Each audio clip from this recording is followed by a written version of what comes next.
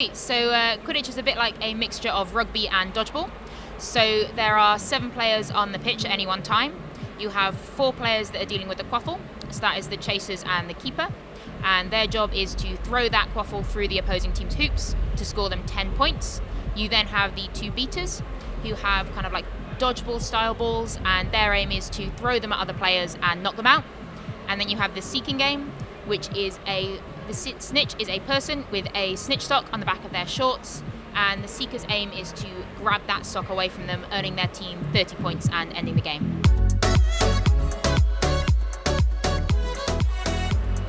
And of course, the most important part of the whole thing is that it's all played on broomsticks. Now, we don't use real-life wooden broomsticks anymore. It's a little dangerous with a full-contact sport.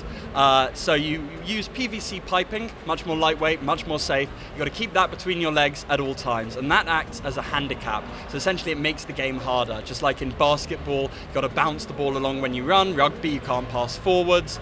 This makes the game more challenging. So around the world, there are around 25,000 players across 50 different countries. And in the UK, I'd say it's doing pretty well. We've got, 50 or so teams now? Just above that, yeah. Yeah, just above 50 teams, players from all over the country, and of course a lot of cross-border play. So UK teams very often play European teams, and you really get a lot of international diversity across the world because it's such a close-knit community. Yeah, and then we have our 17 Premier League teams as well as the club teams, which is for the kind of more of the international competing as well. And we've seen fantastic uptake with that. Sure, so I only started this time last year. So I've had one season and then the summer season.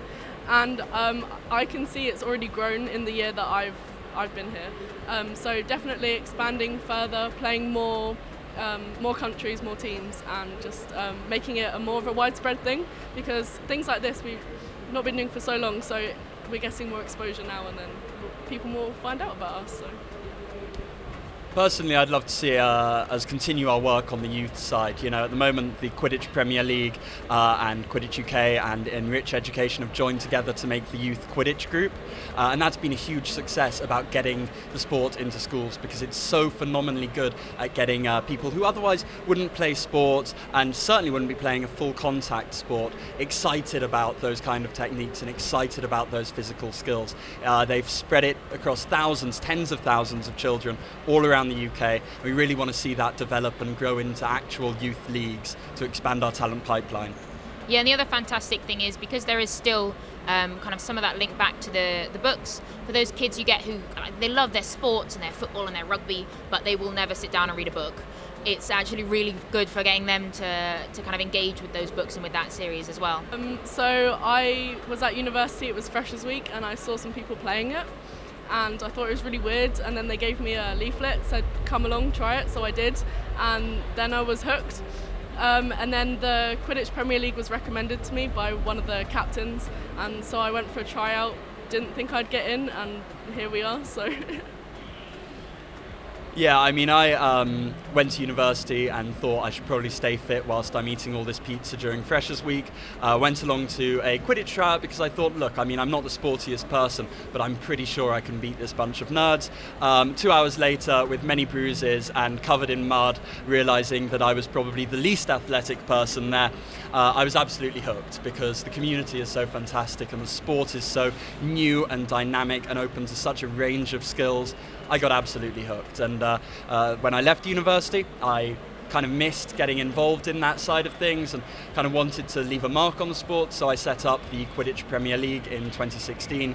We've just finished our 3rd season, and we've grown from 8 teams to 17 teams, from 1 country to 5, so it's really getting quite large now, and almost bigger than I ever thought it would, but it's fantastic. Yeah, and I didn't start during Freshers Week. I had a friend who went to Manchester, and she persuaded me to come to a tournament that she was kind of like helping run, and I went for the weekend, and I thought, I'll go to Manchester and I'll like pop in, see like one game, and then like go and do something else. And then I went for the weekend, and I was like oh my, this is incredible, and ended up kind of staying for the whole thing and watching all the games, and I just thought it was absolutely brilliant, and like I had to play when I came back to the south. So there's actually a pretty clear way that we get people excited about the sport, because it is unique in more ways than just being that sport from Harry Potter. It is the world's only full contact mixed gender sport, and when I say that, I mean that it is the only full contact sport in the world where it is mandated in the rule book that you have to have a maximum of a certain amount of players from one gender, and then the rest of the team has to be from other genders. And when I say multiple genders, of course, we don't just recognise the gender binary, we are very LGBTQ inclusive, and as a result of that, we're getting people who just otherwise have been ostracised or alienated from sports. We do a lot of work with LGBTQ organisations, and as a result, we've been called by The Guardian and Vice magazine things like the world's most progressive sport, the world's most inclusive sport, the standard bearer for mixed gender sports, and that's really, really a privilege to be called that, and something we take incredibly seriously, right? Yeah, I think one of the fantastic things is because we allow people to kind of self-identify, and if you say that you are a particular type of gender, we don't ask for any tests or any kind of proof or anything like that. It's just 100% what you identify as a person. So I think it really opens up that window for people that have really enjoyed sports, but perhaps haven't had the same opportunities, because they feel the need to kind of identify in a certain way in order to be able to play on like highly competitive or like national teams, for instance. For me, people are always quite shocked when I say I've never seen the Harry Potter films. I read them when I was about 8, but I've never seen them, which is something I probably need to fix. But I like it because no one's ever played it before you get to university, although we're hoping that will change. But for me, I didn't play many contact sports, so everyone kind of starts on an even playing field. And so I thought that was really nice that I could get very quickly into the sport and rise up to a level that I thought was pretty good. So. I mean, it's been fantastic. You know, this is, I think, the 3rd or 4th MCM that we've done panels at, and, you know, they're always fantastic. They're so much fun because we get to talk about what we love, Quidditch, which is, you know, my favourite thing. But also, you know, get people engaged. But the fact that we've now got presence on the show floor and getting people engaged in Quidditch there and then, get them to try out Quidditch, throw a few balls through the hoops, see how challenging it is, but also how fun it is, it really brings it to life. And I think everyone here will agree that that's been really stimulating, really exciting, and I hope we've got a lot of new recruits from it. Yeah, one of my favourite things is seeing people do the like walking past double take of like, is it Quidditch? Yeah, it's Quidditch. It's Quidditch. Oh wow. Is that Quidditch? Is that Quidditch? Oh my goodness.